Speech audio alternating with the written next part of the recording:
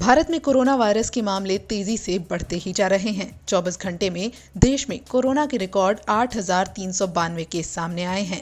वहीं देश में महाराष्ट्र कोरोना वायरस से सबसे ज्यादा प्रभावित है, तो दूसरी ओर पिछले 24 घंटे में दिल्ली में अब तक का सबसे बड़ा उछाल देखने को मिला है। बीते 24 घंटे में दिल्ली में कोरोना से 1295 नए संक्रमित केस सामने आए हैं।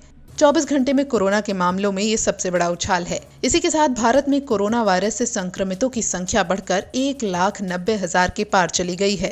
कोरोना के इन्हीं बढ़ते मामलों ने भारत को कोरोना वायरस से दुनिया के सबसे बुरी तरह प्रभावित देशों की लिस्ट में 7वें नंबर पर ला दिया है।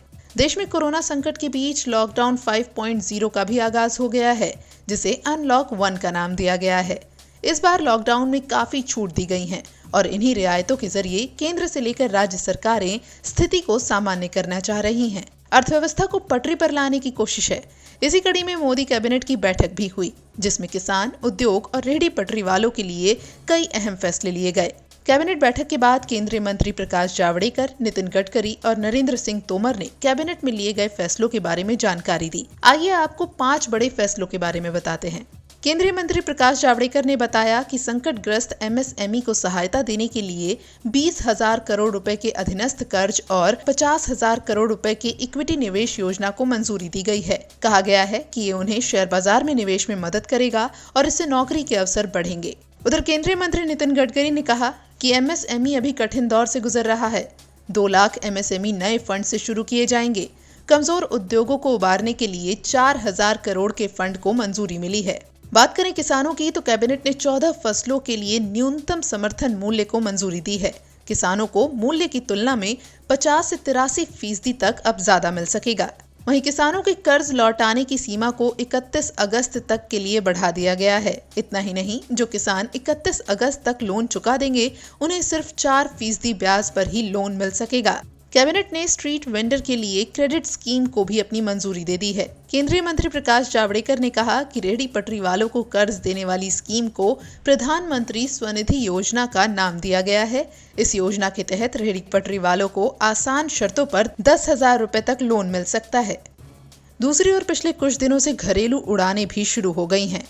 लेकिन कोरोना वायरस के प्रकोप के मद्देनजर उड़ानों के बीच की सीटों को जहां तक मुमकिन हो सके खाली करने की बात कही गई है।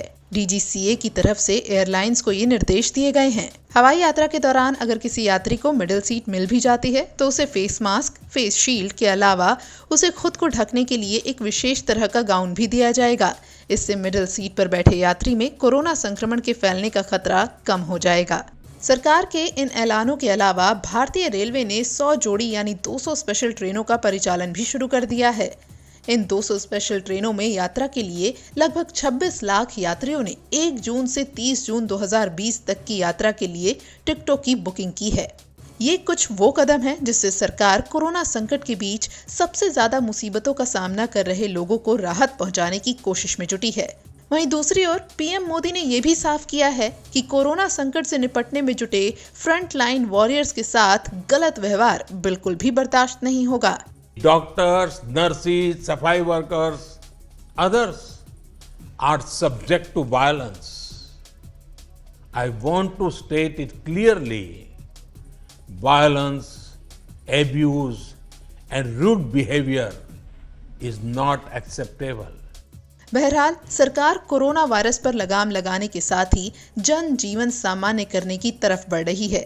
लेकिन लोगों से बार बार एक ही अपील है कि संक्रमण को लेकर सतर्कता में बिल्कुल भी ढिलाई न बरती जाए।